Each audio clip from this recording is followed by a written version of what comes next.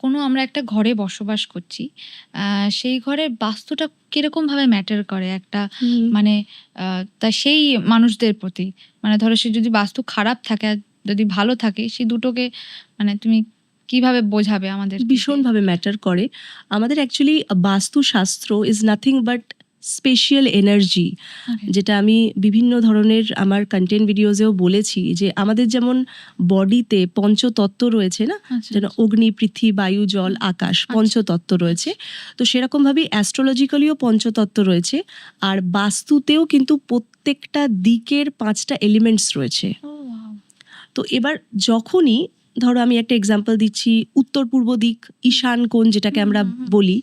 এবার উত্তর পূর্ব দিকে যদি কেউ টয়লেট বা রান্নাঘর করে ফেলছে, যেখানটা অ্যাকচুয়ালি হওয়া উচিত ঠাকুর ঘর, তার মানে ঠাকুর ঘরের দিকে আমরা যদি ফ্লাশ করি বা ওই রান্না করি, তাহলে সেই বাস্তুতে অবশ্যই নেগেটিভিটি কাজ করবে।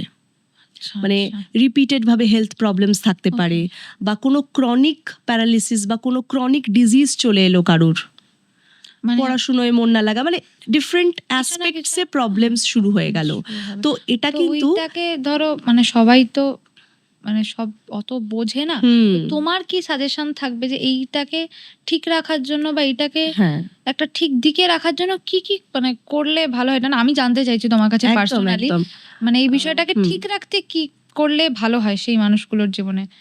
সবাই তো কনসালটেশন নিতে পারে না, এবং হতেই পারে যে যারা আমাদের এই পডকাস্টটা দেখছে তাদের হয়তো উত্তর পূর্ব দিকেই হয়তো রান্নাঘর বা বাথরুম রয়েছে, জানেনই না, অনেক জানেনই না মানে এই দিকগুলো আমাদের বাড়ির এখানে এই দিকগুলো এই জিনিসপত্রগুলো আছে। তো সেক্ষেত্রে তারা কিছু হোম রেমেডিস, খুব চটজলদি হোম রেমেডিস করতে পারে। সল্ট হচ্ছে নুন, আমাদের সন্দক নুন যেটা আমরা উপসে খাই, তো সেই সন্দক নুনটা অ্যাকচুয়ালি নেগেটিভিটি রিমুভ করে। তো ওই সন্দক নুন আর ফিটকিরি যদি ওই নর্থ ইস্টের বাথরুমে যদি কেউ রেখে দেয়, অনেকটা কিন্তু কিওর হয়।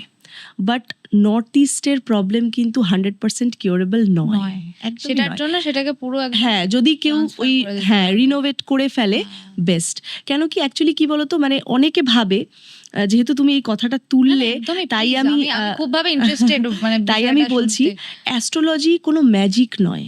মানে আমি এটা করলাম আর আমি এই যে হয়ে গেল, এরকম কোনো ম্যাজিক নয়। এটা একটা শাস্ত্র, এটা 5000-6000 বছর আগের একটা শাস্ত্র, এটা পুরো ম্যাথস এবং ক্যালকুলেশন। এবারে এটাকে যদি কেউ কাজে লাগাতে পারে, ডেলি লাইফে অনেক চেঞ্জেস করতে হবে তাকে। ওই যে বললাম, শুধু পাথর পড়ে রাজা হওয়া যাবে না।